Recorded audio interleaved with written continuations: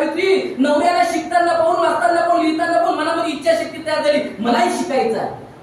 शिकली की नाही शिकली? वयाच्या 12 वर्षी कोण झाली? वयाच्या 14 वर्षी आदर्श शिक्षिका झाली की नाही? तिला विचारलं का ग सावित्री तू शिकली, लिहिता आलं, वाचता आलं, बोलता आलं, पुढे काय करायचं? तिने विचार केला. तुम्हाला विचारतात ना ग्रॅज्युएशन होत आहे बेटा, पुढे काय करायचं? आपल्याला तर आपलंच नाही काय बोलावं.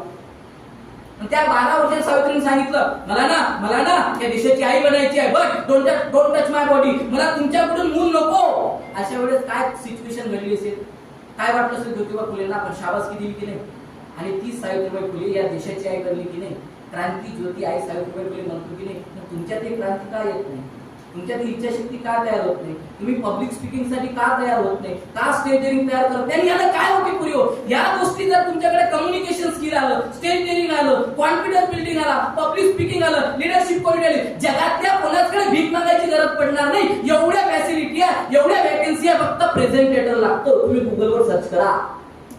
जमाना बोलक्या लोकांचा आहे, मुख्यांचा नाही. आणि जर बोलता आलं पुरी काही बनता येते, डॉक्टर, इंजिनियर, कलेक्टर, काही. पण डेअरिंग जर आलं ना तुमच्या केसाला धक्का लागणार नाही, कारण तुम्ही झाशीची राणी बनू शकता. बोलता बोलता मी फक्त 20-25 मिनिटं बोलणार होतो. ज्याच्या मुलींना असं वाटते की खरंच सर माझ्या आई वडिलांनी माझ्यासाठी खूप कष्ट केले, टीचर लोक मला तर शिकवतच आहे, पण आता जबाबदारी माझी आहे, माय रिस्पॉन्सिबिलिटीज. मी जबाबदारी घ्यायला पाहिजे की यस होय मी बनणार, मी डॉक्टर होणार, मी इंजिनियर होणार, मी कलेक्टर. नाही काही झाली तर मी एक सुंदर गुडगल होणार. माझ्या आई बापाची इज्जत हे माझ्या हाती आहे, आणि ते जर चौकात बर्बाद झाली तर ते जिवंतपणे मरेल. आज आपण खेड्यापाड्याच्या पुरी पाहतो, शहरात आल्यानंतर, शिकायला आल्यानंतर आपण कॉलेजच्या नावावर, ट्युशनच्या नावावर काय करतो?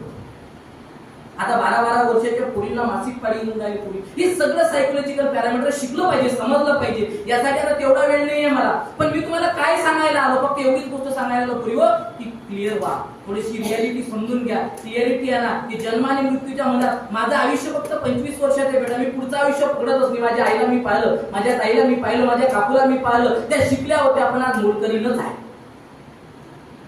मला असं वाटते तुम्ही आता 18-19च्या असाल, इथून 4-5 वर्ष तुमच्याकडे आहे. ही 4-5 वर्ष एन्जॉय करायची की मेहनत करायची? You'll be decide.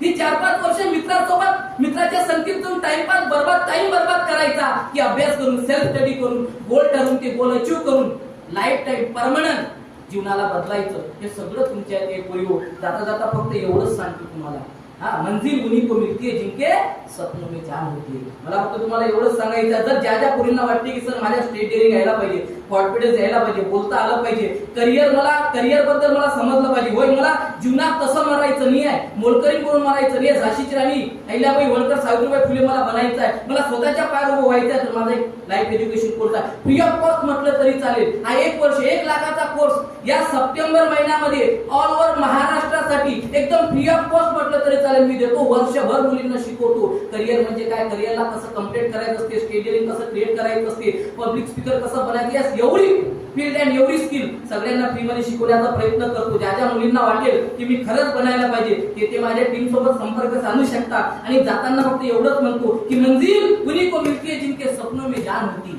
मंजिल उन्हीं को मिलती है जिनके सपनों में जान होती है, क्योंकि पंख होने से कुछ नहीं होता, हौसलों से उड़ान होती है, हौसलों से उड़ान होती है. या ठिकाणी मला आणि माझ्या टीमला बोलण्यासाठी वेळ दिला त्याबद्दल आयोजकाचे, प्राचार्य सगळ्यांची मी आभार मानतो, धन्यवाद देतो. माझं काही चुकलं असेल कोणी मित्र म्हणून, मोठा भाऊ म्हणून मला क्षमा करा. Wish you all the best. Thank you so much. जय हिंद, जय भारत.